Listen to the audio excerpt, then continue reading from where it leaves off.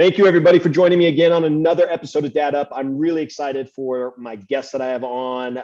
He and I have kind of gotten a chance to connect over the last few weeks, and I'm really excited for the things that he's going to share because he's a best-selling author. He's a dad. He's a husband. He has a huge relationship with Christ, and I'm really excited to kind of dive into all those things. But my good friend Jordan Raynor has joined me on Dad Up. Welcome to the show, brother. Hey, Bryan. Thanks for having me. Awesome. I'm excited for this conversation because there's so many different directions we can go with it. Yeah. But for my listeners who may not know who you are, I Yep. mean, you're a best-selling author, and I want to dive into the backstory of Jordan because I don't know your backstory. Yeah. And so I want to know the backstory of Jordan, and then also where it's led you through your life, through your transition into who you are today. And obviously this is a dad podcast, so I want to know about your family as well. Yeah, absolutely. So, hey, Jordan Raynor, based in Tampa, Florida, lived here almost all my life. I'm a sixth generation native. And my backstory, at least professionally, is really in the world of tech startups. I was a tech entrepreneur for about 10 years, sold my first two ventures, and most recently exited as CEO of a very well-funded tech startup that I currently serve as executive chairman of the board. So it kind of really the crux of my professional journey goes back about 6-7 years ago now when I was selling my second company, selling my second business, trying to figure out what I was going to do next. And as any entrepreneur does who sells two businesses, like the natural things, you go start another one, right? But for a little bit there, I was also considering planning a church. I grew up in the church. I've been a Christian for as long as I can remember. And I just really believed 7 years ago that if I wanted my life to matter, I had to do the work of a pastor or a missionary. And thankfully, I had a mentor in my life pull me aside one day. He knew I was considering these two paths: start another business, start a church. And he said, "Hey, Jordan, I hear you're thinking about starting a church." And this guy like led Bible studies at my church, wherever. So I thought he was going to pat me on the back, maybe write me a check. He's like, "That sounds really, really dumb to me." Really? Yeah. And I was shocked. I was like, "What do you mean it sounds dumb?" He's like, "Jordan, you're a talented entrepreneur. You created a lot of jobs. You created a lot of wealth. Why do you believe that you have to go start a church in order for your work to matter? Don't you get that your work as an entrepreneur is ministry?" And I had no idea what this guy was talking about. So I went back and I just started reading my Bible in a lot of ways for the first time through this fresh lens. I went back to Genesis 1 and I realized that, wait a second, before God tells us that he is loving or holy or omnipotent, he tells us that he is a God who makes things, who creates, who works. And that changed my life, Bryan. So spoiler alert, I didn't go start a church. I went to go lead another business that I'm executive chairman of today. But the irony is I did step down from that tech startup to create content full time. And that's what I'm spending my time doing today, creating content that helps my kids and helps adults understand that the work they do 40, 50 hours a week matters deeply to God, who I would argue is the first entrepreneur, and matters deeply to the world. And so that's kind of the core message of all of my content, including this children's book that I'm releasing right now called The Creator in You. You know, coming back to kids and being a dad. I'm a dad to three really little kids, three daughters, 7, 5, and 2. And Bryan, I can't tell you how many books I've read to my kids about the creation account of Genesis 1. And they all follow the same pattern, right? God created this on day 1, this on day 2, day 3, day 4, day 5, day 6, the end. And they drive me nuts because day 6 wasn't the end of creation.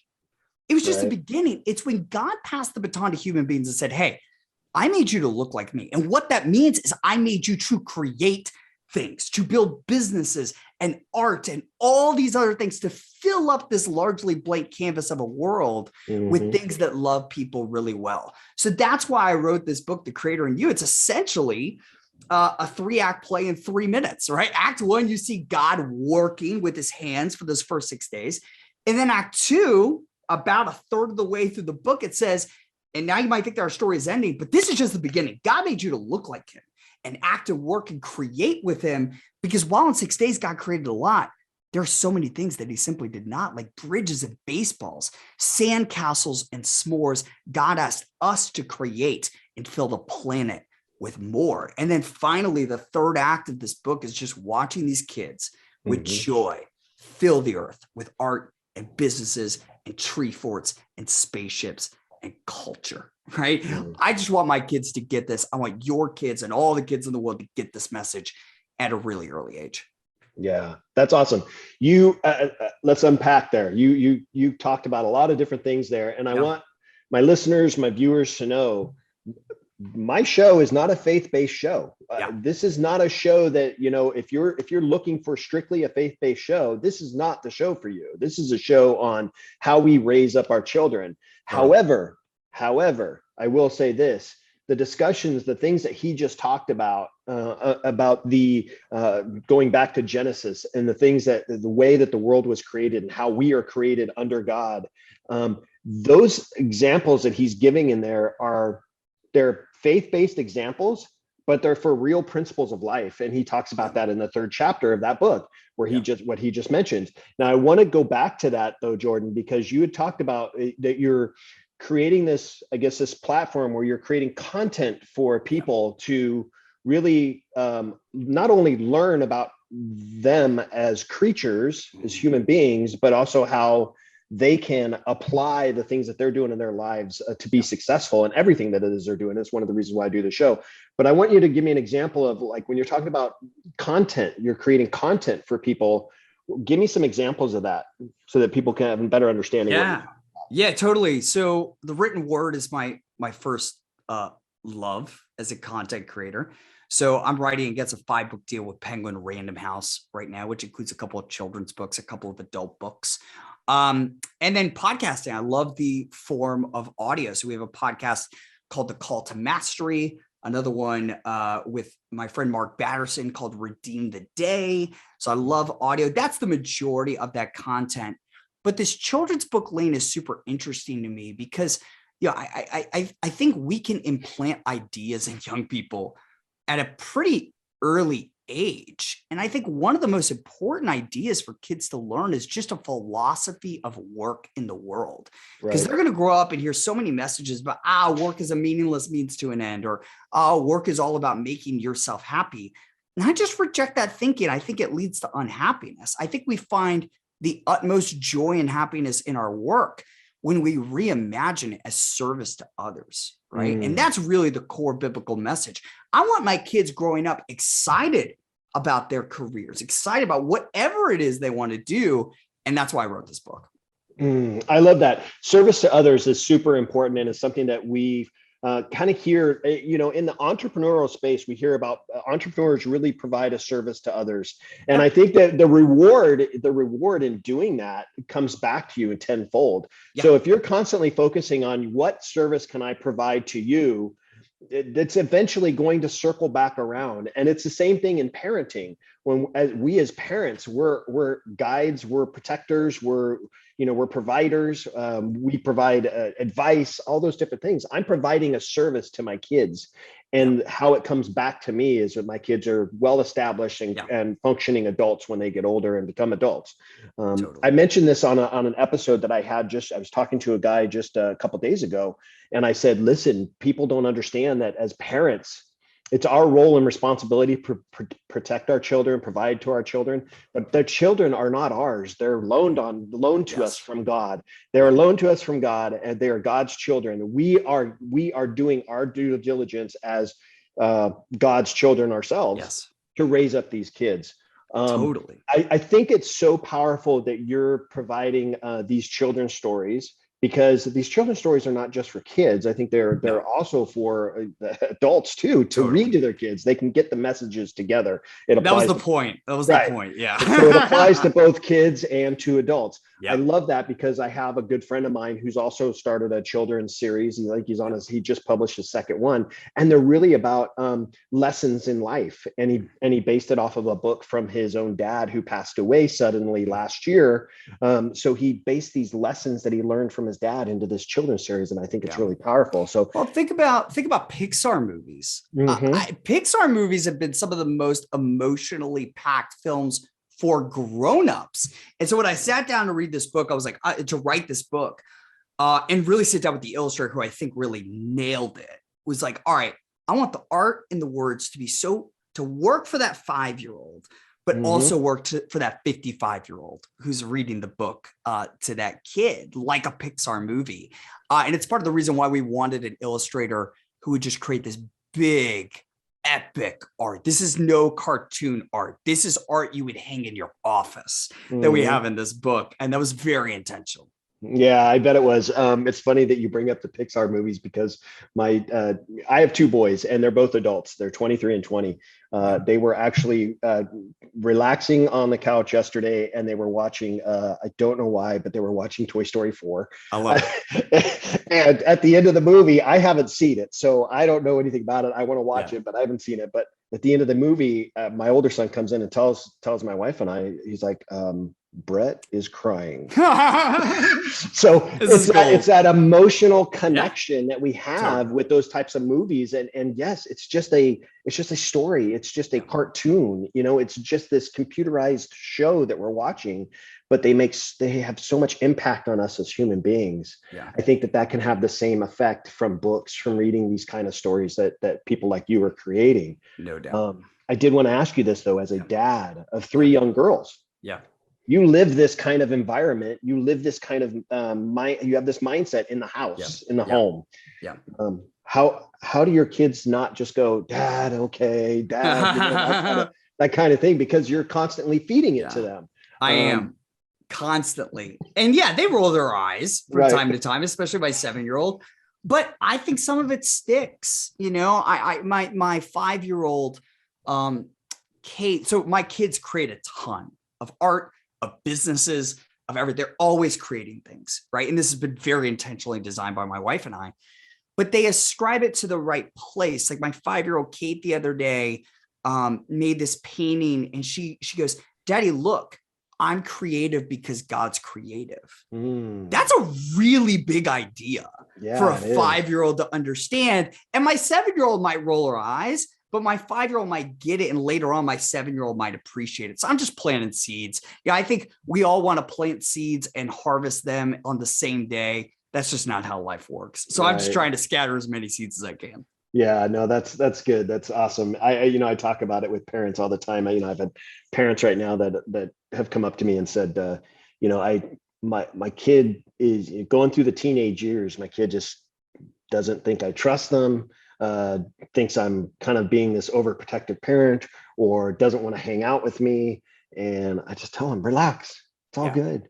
Just trust just monitor what they're doing. Know the friends that they're hanging out with, know the people that they're hanging out with, know the parents of the friends that they're hanging out with, and just trust what they're doing. But this is going back to something you said a few minutes ago, Bryan, that I think is really important. If we believe that we are ultimately in control of the outcomes of our children, parenting is paralyzing.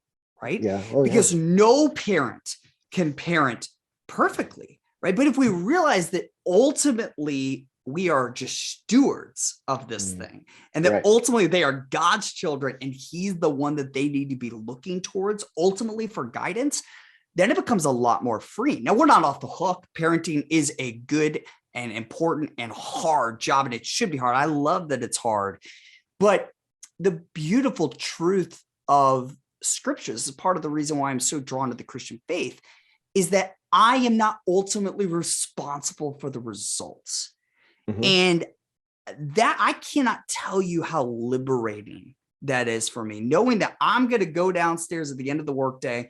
I'm going to do my best, but at the end of the day, the results aren't in my hands. Man, that is one of the most intoxicating feelings in the world. Yes, I agree with that. However, I'll add to that and say that if you can, as a parent, show your child when you, as a grown adult, make mistakes, mess 100%. up, fail as a parent, didn't do something as a parent that you should have done. If you can be humble to your own children, not to your spouse, to your children, and say, listen, Dad messed up. I made that mistake.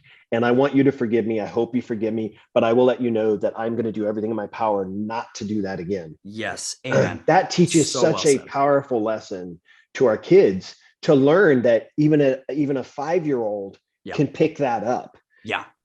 That can carry them on for years to come. And it, not only that, it has such an amazing impact on our level of communication and trust with our kids when they do hit those tough teenage years and they really don't want to talk to mom and dad. Now they might, because they know that they trust those conversations with you.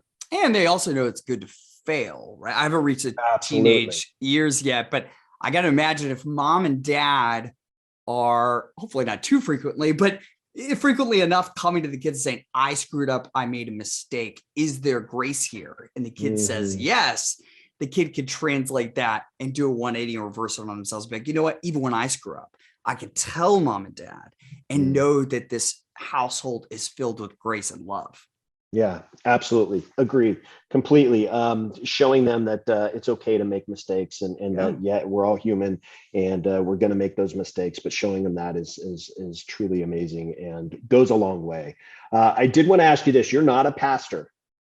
You have not been a pastor. You're an author. You thought it. You're a business owner. You're an entrepreneur at heart. But you have 2 young daughters, and I've asked other pastors this, and so I want to direct it to you because you live in such a really strong faith-based home. So I want to ask you this question. It's a tough question. What advice would you give to parents? And this is something that I think about constantly for parents that are trying to raise their kids up in a faith-based home. Kids that rebel and don't necessarily trust or believe in God, or don't necessarily want to go to church anymore, or kind of want to, you know what, I'm tired of going to church every Sunday, mom and dad. I'm tired of going to Bible study. I don't want to do that stuff anymore. What advice would you give to parents that may be struggling with that right now? Yeah. Well, I'll say this. I don't have a lot of authority to stand on here since my kids are still young and we're not dealing with that yet. But thinking a few years down the road, I think, listen, as long as they're living in my house, there are going to be certain requirements. And one of those is going to be going to church with us on Sundays. Now, if there's something about our particular church that they hate, we're probably going to move churches, because I want my kids to grow to love the Lord, and their spiritual development in this season is a bit more. I'm hesitant to say it's more important because they're not going to grow unless I'm growing. I think you see what I mean, but we're going to take that into account. But I'll say this too. I think there does probably come an age in which preaching becomes far less effective compared to living the gospel. I think that's always true, but I think it's even more true when the kids are in their teenage years. So I just imagine myself, I love that. If my kids are pushing me away, pushing religion away, probably preaching less and just loving them more, loving with truth, right? Not negating truth and what God's word said is truth, but just living that out more than I'm preaching it. Yes, I'm acknowledging you and what you said. I love it because it's so true. Maybe the fact that it could, part of the reasons why your child might not be fully connected with the Lord is probably because of the influences that they have around them. Meaning it could be you, could be some of the friends, could be some of the, could be somebody within your own home. So modeling that is super important. It's something that I'm very passionate about on this show, about modeling to our kids what we do, more as caught than taught, that kind of mentality, right? So I think it's super important for us if we want our kids to have that type of relationship with the Lord, and we have to model that. And if that's not the case for them, maybe you need to look in the mirror and say, you know what do we need to do different as parents? What do we need to do different to help model that? I have really good friends that have modeled that for their own kids. And it's amazing to me to watch their children grow up into this. And it's in a relationship, a home that wasn't necessarily always perfect. But their kids have grown up in this faith-based home and have grown up with this relationship with the Lord. And it's so powerful because of how they modeled it. And this is what makes Christianity different, right? So many religions are based on performance and everything has to be perfection. That's the opposite of what Christianity says. Christianity says we're all massively screwed up. We can't live our lives perfectly. It's impossible. Stop trying and rest in the grace of Jesus Christ. And I think that's a pretty attractive thing for kids, knowing that I don't have to be perfect at school. I don't have to be perfect at work and in my career and in love and whatever. And there's still grace and mercy inside my house because my parents have experienced this themselves in their relationship with God. Yeah, absolutely. Yeah. I grew up in a home that was not faith-based. We never went to church. I found my relationship with the Lord to be kind of lost, but I tried to search for it because, I used to go to church with my cousins or my best friends. They went to church every Sunday and I used to go to church with them, and I experienced all different kinds of churches. I went to Catholic church. I went to non-denominational. I went to Mormon church for a long time, not so much to be a Mormon, but to hang out with my friends because that's what I wanted to do. Yeah. But I learned a lot of things in all those different relationships with my friends and the Lord. I learned a lot of different things about our relationship with the Lord. So, and it's helped carry into my own family. My parents still don't go to church to this day, yet my boys have always gone to church since they were born. So it's just been important to my wife and I.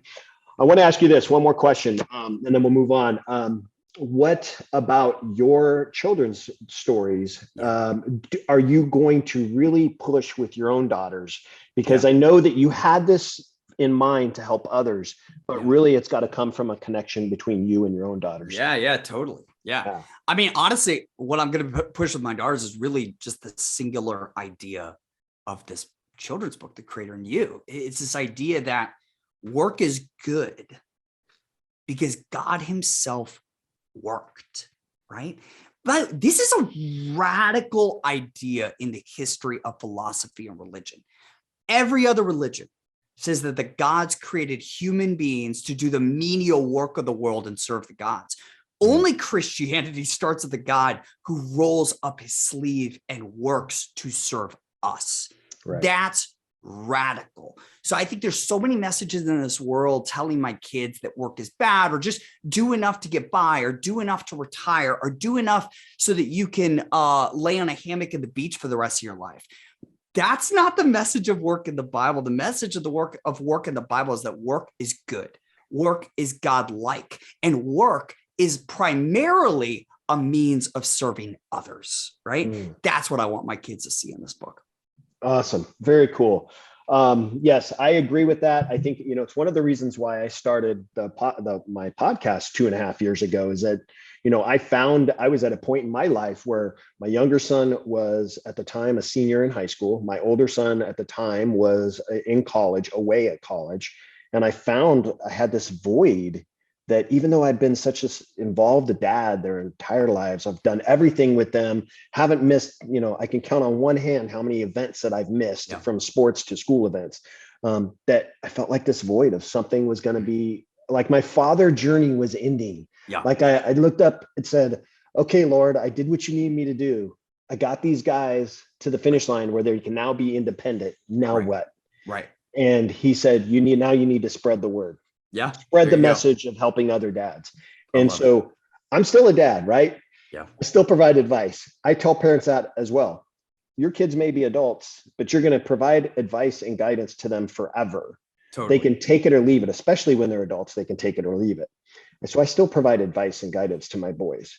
But the fact is, if I can help just one other dad, like Jordan, be a better dad, in the message that we're trying to share here, then I feel like I'm doing God's work, and I'm grateful for it. No doubt. Yeah.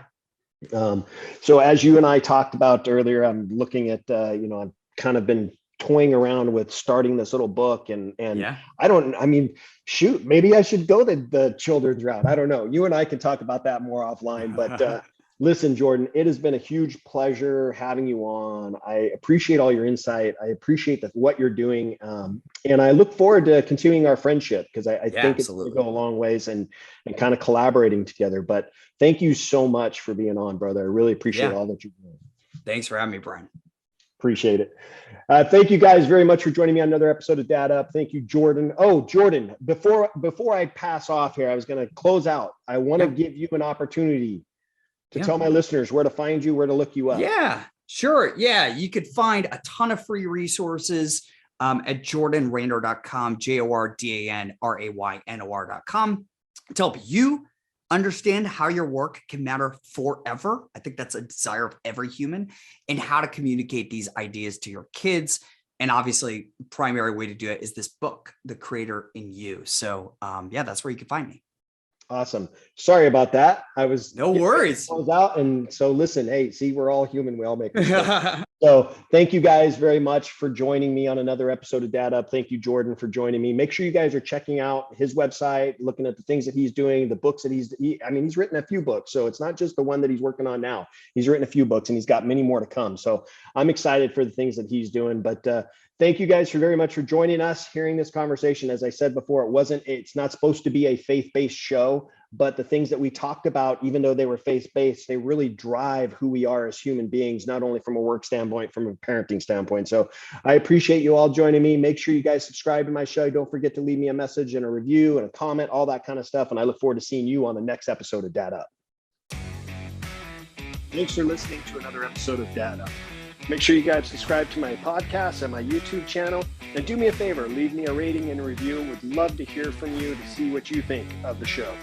Stay tuned for more exciting episodes coming up each and every week. Thank you for listening. This is Dad Up.